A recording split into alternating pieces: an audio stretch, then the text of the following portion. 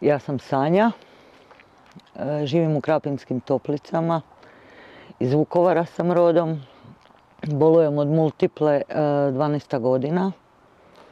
Trenutno sam, ja kažem, u svojoj najboljoj fazi do sada. Mislim da su zato zaslužni onako jedan spektar suradnje, liječnici, obitelj, ja sama. Moj cilj, recimo, nisam si zadala velik cilj. Imam misiju što duže ostati neovisna, znači da ne ovisim o tuđoj pomoći. Znači da se mogu obući, oprati i skuhati, nahraniti se. Oblačenje, kako izgleda moje oblačenje? To treba skrivenu kameru upaliti. Znači, problem s ravnotežom. Ne možeš si obući hlače normalno, ali za to postoji zid, stepenica, stolica. Znači, obučeš se, ideš dalje. I nije kraj svijeta u tome, sad ako si sjeo ili recimo ako ne možeš obuti tenisicu stoječki. Pa zašto? Pa i u trgovini ih probaš sjedečki, ne isprobavaš stoječki. Radila sam kao veterinarski tehničar, a odrasla sam na Plitvicama, sa životinjama, konjima, kravama, ovcama, psima. I to je moja velika ljubav. I mislim da su mi te životinje isto puno pomogle da se ne osjećam beskorisno. Jer ajmo biti realni, kad oboliš, kad završiš u krevetu, u pelenama, stvarno se osjećaš beskorisno. A te životinje koje su mene trebale, znači ja sam se prisilila da im dam jesti, operem, zdjelicu, počešljam ih. One su mene neposredno liječile u stvari. Dizale su me, nisam ostajala ležati u krevetu, već sam se digla da otvorim vrata, da ona može van. Pa sam se opet digla da ju pustim unutra.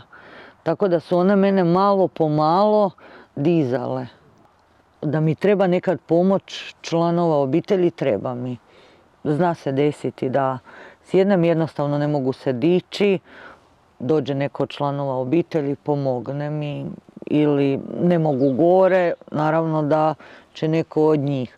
Ali postoje osobe koje su u puno goroj situaciji, čije je zdravstveno stanje puno lošije, imaju pravo na osobnog asistenta, a ne traže ga. Ili ih je sram imati asistenta. Ili jednostavno ne znaju da imaju mogućnost, da imaju zakonsko pravo dobiti asistent. I sjećam se kad sam ja oboljela, onaj početak kad je šokantan. Puno bi mi bilo pomoglo da se netko našao da mi kaže, čuj, malo strpi se, imaš pravo na terapije, imaš pravo na naknadu, nije sve tako crno, proći će, možeš nazvati, možeš pitati, evo ti broj telefona, nije kraj svijeta. Meni bi to na onome mom početku puno značilo. Zato ja sad radim na tome kad čujem da je neko ili novo oboljeli ili da se nađu neki ljudi u potrebi, da sam ta ja koja ću doći i reći nije sve tak crno. U svemu tome jako mi je puno pomoglo što sam član društva multiple skleroze, jer kod njih mogu biti onakva kakva sam. Znači njima ne moram objašnjavati zašto ja sad lelujam, pa zašto meni malo jezik padne, nisam pijana.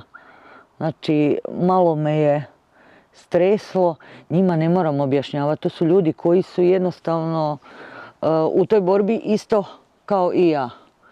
Oni su meni prije 12 godina otkrili naravno kad mi je pozlilo da sam završila u bolnici na hitnoj, a prije toga 5 godina sam imala nekakve simptome koje nitko nije povezivao s multiplom. Znači, padalo mi je stopalo, fuflala sam, pa onda zaboravljala, pa je osjetilo bilo slabije i taj umor, taj MS umor koji legneš umoran, probudiš se još umorniji. Pa onda piješ C vitamin, B vitamin, nekakve šejkove i misliš, odmorit ću se, fali mi energije. A ti u stvari samo si još umorniji i onda se desi nekakva bezazlena situacija, ti si fit. Onda se desi recimo, kreneš hodati, hodaš i onda odjedanput, wow, više ne mogu. I nitko to na početku nije prepoznavao.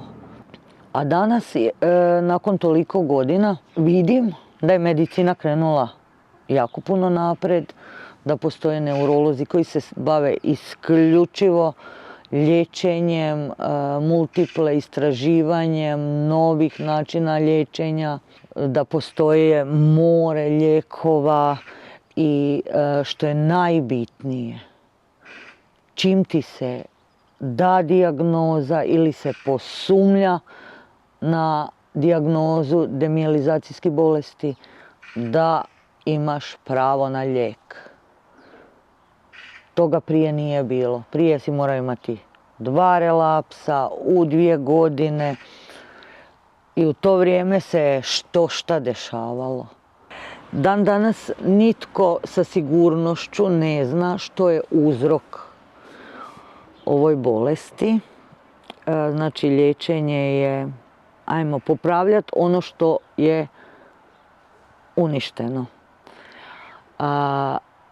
Ja mislim da se to mora poklopiti nekakvih brdo situacija. Moja situacija je bila da sam dijete rata, znači iz Vukovara, gdje je bio katastrofa, rat, nestali članovi obitelji, znači progonstvo, ta neka neizvjesnost. Svaki put kad mi je bilo lošije mi je bilo iza neke traume. Sad, šta je kome trauma? Nekom je trauma kad ne dobije cipele, jel tako? Ili ne ode negdje. Meni su bile traume stvarno teške i bez oca sam ostala, mati se razboljela. Baš teške traume. I uvijek mi je iza takvih situacija bilo puno gore. Dok nisam sa sobom raščistila da na neke stvari ne mogu utjecati, da mogu jednostavno vjerovati da će doći bolje. Puno mi je pomogla i vjera, jer jednostavno onako kad sklopiš ruke, kad si s Bogom i kad si u tom miru nekakvom, kad tu nađeš mir, puno je lakše i puno je bolje. I onda shvatiš da možda danas ne možeš, ali sutra ćeš moći. I to sutra dođe. I traktor dođe. Gledaj.